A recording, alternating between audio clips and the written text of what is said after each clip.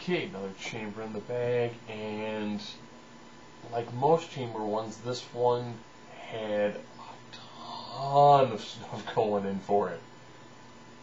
Normally when you start off with the chamber, you know a belt's changing hands. And it did.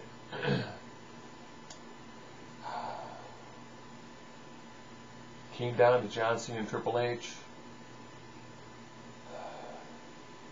John Cena made Triple H tap out to the STFU.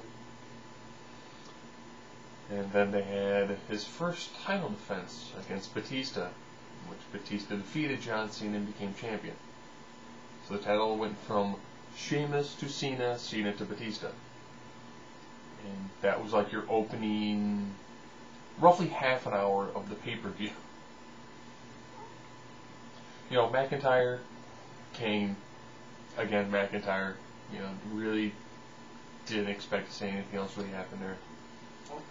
You know, Regal came out, got laid out by Edge. He came out more or less, Regal came out and hyped next. And they got laid out by Edge. They're just talking about how he's going to take on, you know, a champion. He's going to say who he wants to fight tomorrow.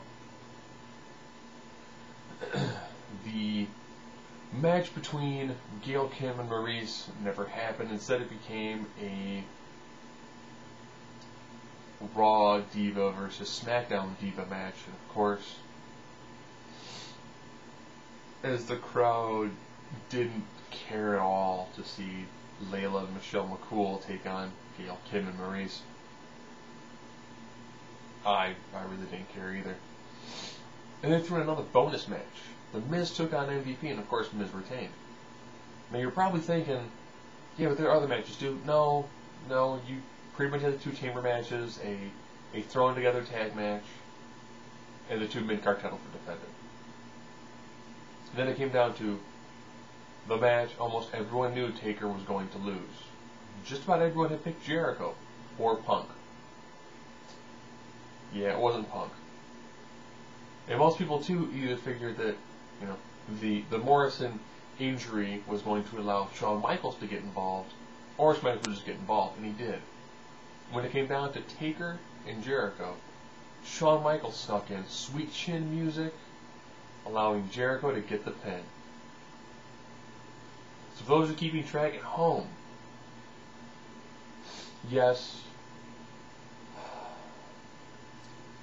people kind of realized that Shawn Michaels was going to get involved somehow. Either he was going to win the Royal Rumble and make sure Taker didn't lose his belt, or he was going to lose the Royal Rumble and make sure Taker lost his belt, and would make Taker want to fight him at Mania. And always fight pay-per-view in hand.